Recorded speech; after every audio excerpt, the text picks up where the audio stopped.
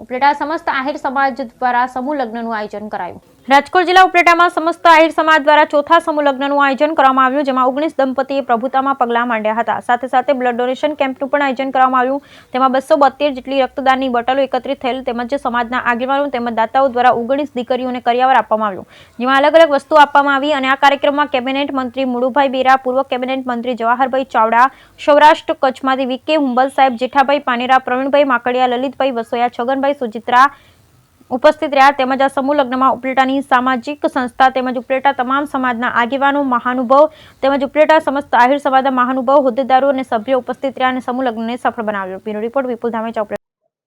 હું પુંજાભાઈ વરુ, સમસ્ત ઉપલેટા આહિર સમાજ ચતુર્થ સમૂહ લગ્ન સમિતિના એક કાર્યકર તરીકે આજે અમારો ઉપલેટા તાલુકા સમસ્ત આહિર સમાજ વતી આ ચોથો સમૂહ લગ્ન હતો। એમાં કુલ 19 દંપતીઓ પ્રભુતામાં પગલાં માંડનાર છે।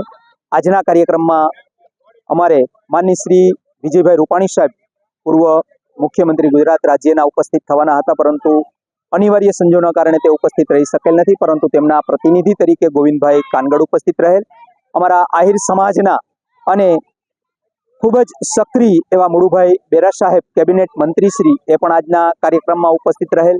જવાહરભાઈ ચાવડા, પૂર્વ કેબિનેટ મંત્રી, એ પણ આજના કાર્યક્રમમાં ઉપસ્થિત રહેલ।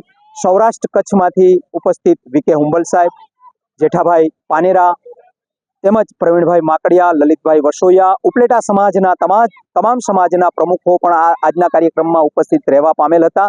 અને 12,000 જેટલી જનમેદનીએ આ મહાપ્રસાદનું સમૂહ ભોજન પણ કરેલ છે। અને આજના દિવસે કુલ 272 જેટલું ઉપલેટા આહિર સમાજ આયોજિત સમૂહ લગ્નનું ખૂબ સરસ રીતે આયોજન કરવામાં આવ્યું છે।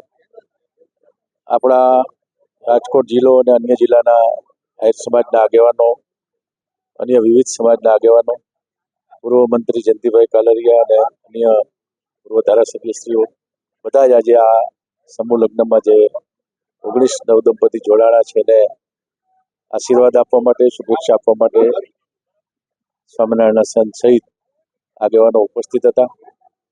ખૂબ સરસ રીતે દર વર્ષે અહીંયા સમૂહ લગ્નનું આયોજન થાય છે અને સાથે સાથે રક્તદાન કેમ્પ પણ આજે રાખવામાં આવ્યો છે। અત્યાર સુધીમાં 272 જેટલી બોટલ છે એ બ્લડ એકત્રિત થયું છે।